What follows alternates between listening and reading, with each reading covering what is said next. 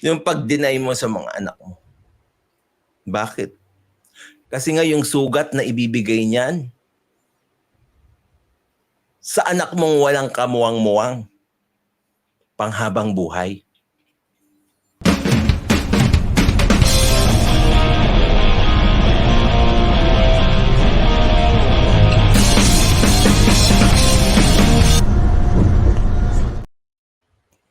Hey guys, what's up? My name is Sean Wayne and today tara pag-usapan nga natin itong naging commentary video ni Attorney Libayan. It's a happy Sunday. Well, unfortunately hindi po tayo makaka-live ngayon, so we are going to skip this Sunday, pero next Sunday we're going back sa aming regular program ni Mang Temyong. Loaded lang po tayo ng mga school requirements dahil papasok na yung mga important exams. Okay? But nevertheless, dito kasi, bakit tayo nagbibigay ng ating reaction commentary? May isang bagay ako na-realize, okay, dito sa naging commentary ni Attorney Libayan. Habang pinapakinggan ko siya, at hindi naman ako si Grendy, naramdaman ko yung sakit. Diba? Parang tagos na tagos sa akin yung sinasabi dito ni Attorney Libayan.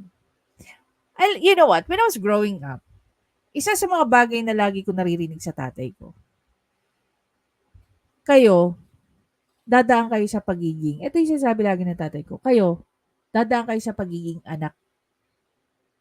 Pero, hindi ko alam kung sino sa inyo ang dadaan sa pagiging magulang. 'Di ba? Maraming instances sa buhay natin na makaka-relate tayo sa mga nararamdaman ng mga anak. Kasi once upon a time, naging anak tayo. Before tayo nag-adulting. Before tayo naging parent. So dito, marami sa atin ang makaka-relate sa sitwasyon ni Grendy. I just feel bad. You know, I felt very, very bad. I felt the pain while nagsasalita rito si Attorney Libayan. Hindi man ako si Grendy, hindi man sa akin ginawa. Pero kung sa akin gagawin, ramdam na ramdam ko kung ano yung pakiramdam ni Grendy. Ngayon. No? Lalo-lalo na siguro yung time na panood niya yung interview na to. Anyway, pakinggan natin muna si Attorney Libayan. Panghabang buhay yan. Ito mga kabatas natin, this was 2 years ago, interview niya kay Corina Sanchez. Okay? Ngayon, tignan natin yung interview, yung ano niya noon, no? Yung sinabi niya na ine-extort siya noon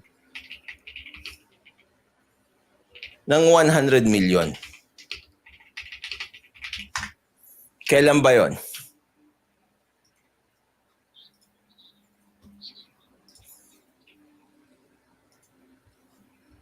It was 4 years ago. 4 years ago, inamin ni Raffy Tulfo na anak niya si Grendy. Actually, hindi lang 4 years ago. Pero ito, yung nationwide. Nationwide na declaration ni Raffy Tulfo na meron siyang anak, si Grendy. Okay? Sa taong nag-hire Tignan niyo. sa akin ng reklamo sa Quezon City Prosecutor's Office kahapon. Siya po ay si Mrs.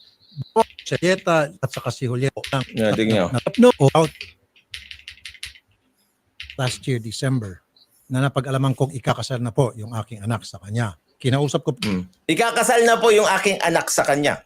That's a public declaration. That was 4 years ago, mga kabatas natin. Gaano ba kakapal yung mukha mo para magiging honest ka? Alam nyo, doon sa mga tao na maayos sa moralidad, katulad ni Raffy Tulfo, joke lang, yak. Kahit alam na ng tao at dineclare mo na sa 27 million subscribers mo na meron kang anak na si Grendy mula kay Julie Licop 4 years ago pa, nakakalimutan mo ba na may anak kang iba? Anong klaseng pagmumukha meron ka dapat? para yung lantarang pagsisinungaling, kaya mo pa rin gawin dun sa mga tao na nasa harap mo. So ngayon ang tanong, sino ang sinungaling? Si Grendy o si Raffy Tulfo? Well, sa mga Tulfonatics at saka sa Ampalayagang, hindi nagsisinungaling si Raffy Tulfo. Diba? Oh, ito yung sinabi niya, diba? Anak ko! Last year, December, na napag-alaman kong ikakasal na po yung aking anak sa kanya. Kinausap ko, Oh, ikakasal na yung aking anak sa kanya. Sabi ni Recall, basic kay Idol. Basic nga eh. Di ba isipin mo, ako! Mga kabatas natin, tulad ng sinabi ko sa inyo, it's difficult for me to lie. Tignan nyo kung gaano kadali sa kanya maging hindi honest. Tignan nyo. What happens if we transform pizza with lumpia wrap? Marami kang bahay din. Talaga? Marami kang Sa mansyon. kanila marami silang bahay. Ako nakikitira lang. Pero bahay mo na rin yun. Yan. Sige, okay. Magpayabangan kayo ng bahay. Hindi yan yung gusto namin, pero let's go. Ah, ganun ba yun? So, how many kids do you have? How many kids do you have? 2, And what kind of... Ulitin ganun natin. ba yun? So, how many Ulitin kids natin. do you have? 2. This was 2 years ago. A specific date. Premiered December 12, 2021. Yung isa mga kabatas natin, it was June 11, 2019. Tignan nyo. Alam mo kung ano yung nakakatawa dito no, sa observation natin na nakikita nyo ba na si Sacred Heart ba yun? Si Papa Jesus nandoon lang sa likod niya. Nung sinasagot niya yung tanong kay Corina Sanchez. Diba? Hindi man lang ba siya natakot? Magsinungaling? Diba? Bahay mo na rin. How dare you lie like that? Ito ba yung katangian na gusto nyo sa leader nyo? Pati anak lang. Hindi pa masabi yung totoo.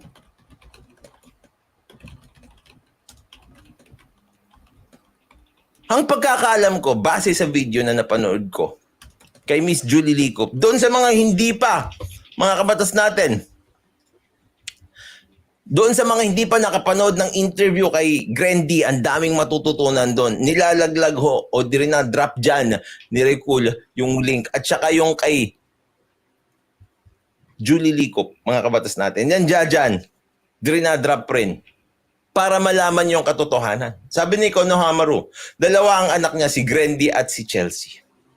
Meron pang anak, mga kabatas natin, si Raffy Tulfo, na isa pa ulit, si Chelsea.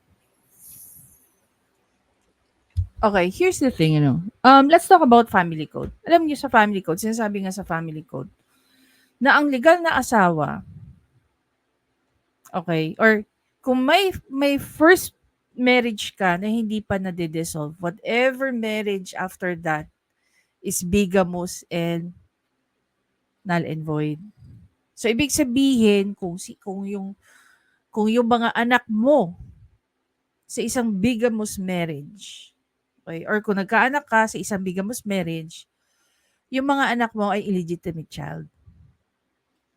In the case of Raffy Tulfo, lumalabas yung anak niya kay Jocelyn Pua dahil nga yung marriage niya kay Jocelyn Pua is a bigamous marriage. Bakit ba natin sinabing bigamous marriage? Kasi, mayroon pang legal na asawa si Idol nung pinakasalan niya si Jocelyn Pua. Okay? So, ibig sabihin, yung kasal nilang dalawa, wala pong bisa. At ang mga anak po nila, base sa batas, ay illegitimate child. Ang legitimate child ay nag-iisang si Grendy. Okay? So, bakit ba natin pinag-uusapan to? Bakit ba mahalaga ito para sa atin? Kahit wala pong napapaloob dito na batas. If we talk about moral ascendancy, meron ba nun si Idol? Nagkaroon ba siya ng moral ascendancy? I don't know. Pero alam mo kung anong unang pumasok sa akin dito? Una ko naisip, sa tagal ng pinapanood ko si Idol sa programa niyang RTIA. Doon ako sobrang saludo sa kanya. No? Talagang pinapunish niya yung mga tatay na nag-abandon na hindi nagsustento, at kung ano-ano pa. Ano ngayon ang nararamdaman ng mga nagpatulfo? With the same case ni Grendy. Niwanan ako ng magulang ko. Hindi ako in-acknowledge ng magulang ko. Kung babalik tayo dun sa sinabi ng tatay ko, lahat kayo dumaan sa pagiging anak, pero hindi ko sigurado kung dadaan kayo sa pagiging magulang. So, bawat anak na nakaka-relate kay Grendy, di ba ang sakit? Na maririnig mo sa tatay mong ganito, meron lang siyang 2 anak. And we know exactly kung sino. Kahit hindi na i-drop ni Idol yung pangalan ng mga anak niya. Di ba? Para lang magmukha kang huwaran na tatay, huwaran na asawa, kakalimutan mo yung iba mong anak. Ang tanong nga dyan, kinalimutan ba? Dinisown ba? O wala lang sa isip niya? Or dahil nung tinatanong siya, nasa loob siya ng pamamahay nilang dalawa, ni Congresswoman Pua. We don't know his reason. Pero isa lang yung nagre-remain na fact at true. Na between 2 videos, napapatunayan na nagsisinungaling dyan si Idol. Kasi kung bibilangin natin hindi naman tayo, ako personally, hindi naman tayo 100% sure about dyan sa Chelsea.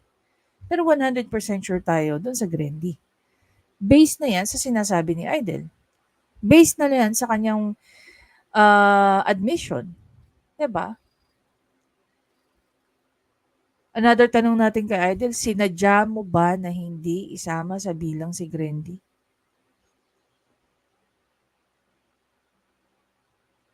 Alam mo, sabi nga nila, ang asawa daw madaling palitan, pero ang anak hindi. Diba? Alam mo ba, sabi din nila, na ang first love daw ng tatay is yung una niyang anak na babae. Pero bakit hindi natin makita yan kay Aiden?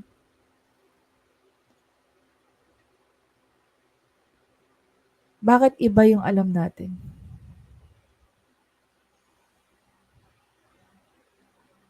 Diba? Gusto niya magkaroon ng projection na sa isang exemplary father. Kahit hindi nila exemplary husband, exemplary father. Pero hindi niya na-manifest pagdating sa una at legal niyang anak. Kaya tuloy doon sa interview ni Grendy, halos hindi na lang din siya i-acknowledge. Siguro para kay Grendy, nakakahiya naman. Baka sabihin, nakikitatay ako. Alam mo yung pakiramdam na iba yung tumayong tatay mo.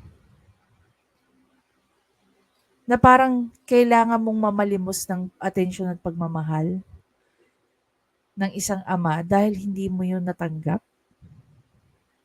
sa sarili mong tatay.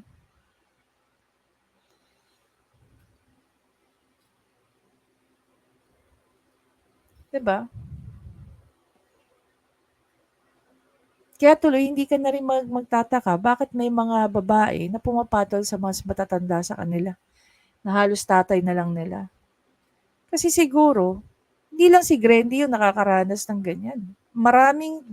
Maraming batang babae nakakaranas na nadanas ni Grendy. Sana kayo, doon sa mga tatay na nanonood sa atin ngayon, bilang kayo naman before naging tatay ay naging anak, Sana i-promise nyo sa sarili nyo na never nyo ipaparamdam sa anak nyo na hindi kayo naging tatay sa kanila. Sana i-promise nyo sa mga anak ninyo na kayo yung unang-unang lalaki sa buhay nila na magiging example ng isang perfect husband. 'Di ba? Kasi ipapakita nyo sa kanila kung paano yung tamang pagtatrato sa isang babae. Ang sarap kaya ng feeling na gano'n, ano? Pag ang tatay mo yung naging standard mo pagdating sa lalaki. 'Di ba? Marami akong kaibigan na ganyan. Sana makapangasawa ko gaya ng tatay ko. I remember na umattend ako sa isang event. Si Sir Monching. Sir Monching, hello. Halos maiyak ako dun sa anak niya.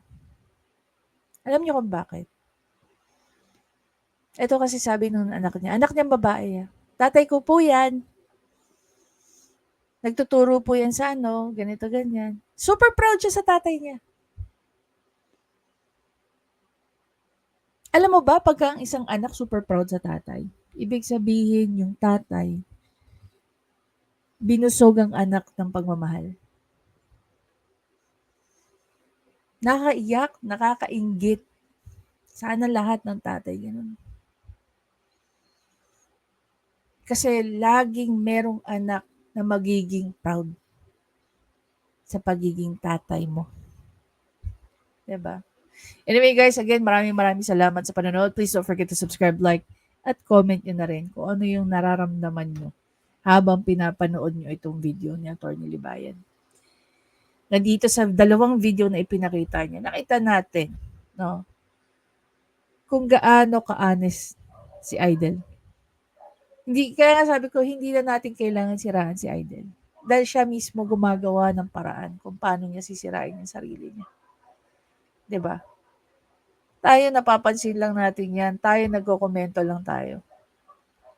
Ngayon, kung ayaw niya mapansin yan, kung ayaw niya mapag-usapan siya, I would highly suggest na maging pribadong tao na lang siya.